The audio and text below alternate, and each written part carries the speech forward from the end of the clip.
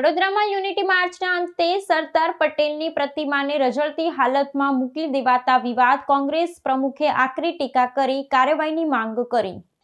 સરદાર વલ્લભભાઈ પટેલની 150મી જન્મ જયંતિ નિમિત્તે યોજાયેલી યુનિટી માર્ચના કાર્યક્રમ બાદ સરદાર સાહેબની પ્રતિમાને બેદરકારીપૂર્વક રઝળતી હાલતમાં મૂકી દેવાતા મોટો વિવાદ ઊભો થયો છે।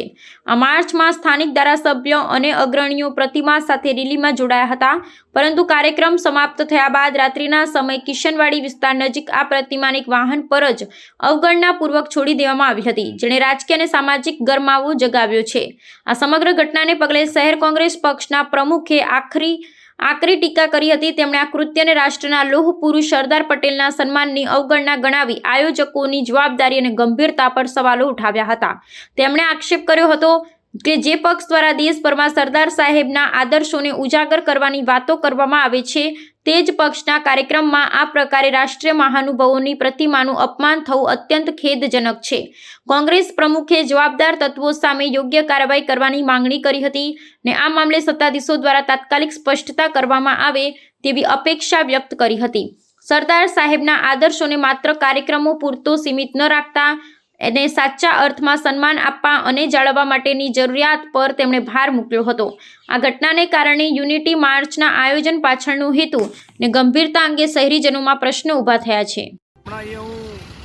પૂર્વ વિસ્તારમાં જે કિશનવાડી વિસ્તાર છે ત્યાં અહીંયા રોડ પર આપ જોઈ શકો છો કે લોખંડી પુરુષ સરદાર વલ્લભભાઈ પટેલ સાહેબની પ્રતિમા અહીંયા ટેમ્પાની અંદર રોડ પર ઊભી છે। ગઈકાલે આ વડોદરા સિટી વિધાનસભાનો વિસ્તાર અને અહીંયાથી જે હમણાં નવનિયુક્ત મંત્રી બન્યા, જે પહેલાં પણ મંત્રી હતા બેન, અને પહેલાં મંત્રી બનીને કશું વડોદરા શહેર કે આ વિધાનસભા માટે કોઈ કામ કર્યું નથી।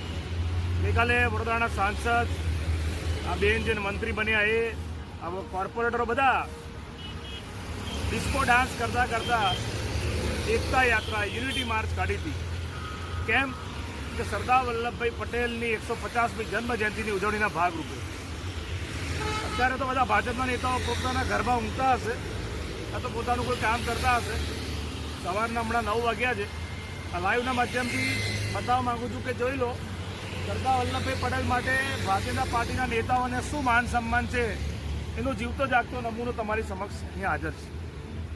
ગઈકાલે રેલી કાઢી, યુનિટી માર્ચ, અલગ અલગ જગ્યાએ સ્ટેજ બનાવ્યા અને પોતાના ભાજપના નેતાઓ પોતાનું સ્વાગત કરાવે, બધા જોડાયા, ડાન્સ કર્યો, પણ રેલી પત્યા પછી સરદાર વલ્લભભાઈ પટેલની પ્રતિમા અત્યારે અહીંયા રોડ પર છે। ખરેખર ભારતીય જનતા પાર્ટીના નેતાઓને તો સરદાર વલ્લભભાઈ પટેલ માટે દૂર દૂર સુધી કોઈ લેવા દેવા નથી। તમારી વાહવા થઈ ગઈ, તમારા ફોટો સેશન થઈ ગયો ભાજપના નેતાઓનો, પબ્લિસિટી થઈ ગઈ, ડિસ્કો ડાન્સ કરતા વિડીયો અને ફોટો વાયરલ થઈ ગયા ભાજપના નેતાઓના, એટલે હવે સરદાર વલ્લભભાઈ પટેલને તમારે રોડ પર મૂકી દેવાના। આ ભાજપની હકીકત છે। એવું કહેવાય ને કે મુંહ મેં રામ બગલ મેં છુરી, ભાજપ કી નિયત બુરી। સરદાર વલ્લભભાઈ પટેલના સામે એમના નામે પબ્લિસિટી લેવાની, પ્રસિદ્ધિ લેવાની, બાકી સરદાર વલ્લભભાઈ પટેલ સુધી આ લોકોને કોઈ દૂર સુધી લેવા દેવા નથી। અને કેટલું માન સન્માન સરદાર વલ્લભભાઈ પટેલને આપે છે આ આપણે જોઈ શકીએ છીએ।